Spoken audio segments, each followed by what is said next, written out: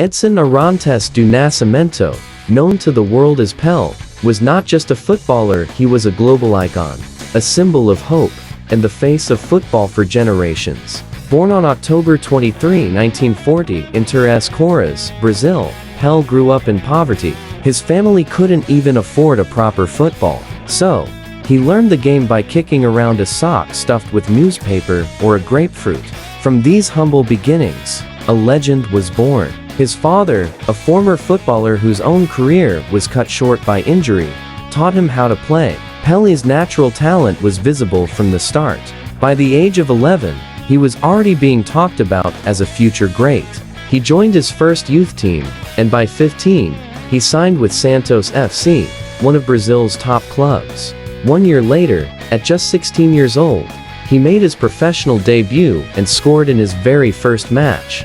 That same year, he became the top scorer in the Brazilian league. In 1958, at the age of 17, Pele was selected to play for the Brazilian national team in the World Cup in Sweden. The world had never seen anything like him. In the quarterfinals, he scored a hat trick against France. In the final against Sweden, he scored 2 more goals, helping Brazil win its first World Cup.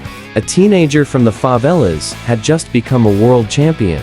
His tears after the final whistle moved millions. He cried not just for the victory, but for his journey, for his father, for all the sacrifices. Over the next 2 decades, Pele would become a living legend. He led Brazil to 2 more World Cup victories, in 1962, and again, in 1970. The 1970 team is still considered one of the greatest ever, with Pele at its heart. He remains the only player in history to have won 3 FIFA World Cups.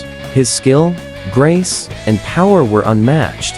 Pele wasn't just a goal scorer, though he scored over 1,000 goals. He was a creator, a visionary. He played with joy, with flair, with love for the game that inspired fans across the world. But Pele's impact went far beyond the pitch. He was black, proud, and unstoppable.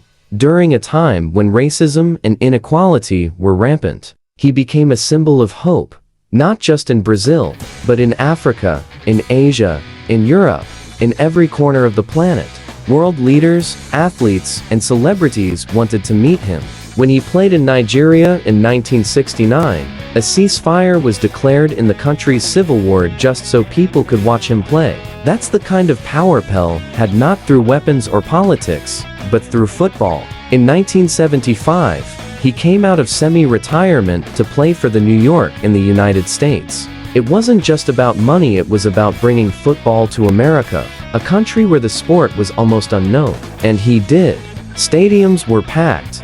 TV networks began, and American kids started kicking soccer balls in their backyards. He played his final professional match in 1977, a friendly between Santos and the Cosmos, playing 1 half for each team. He ended his career as he began it, with passion and love.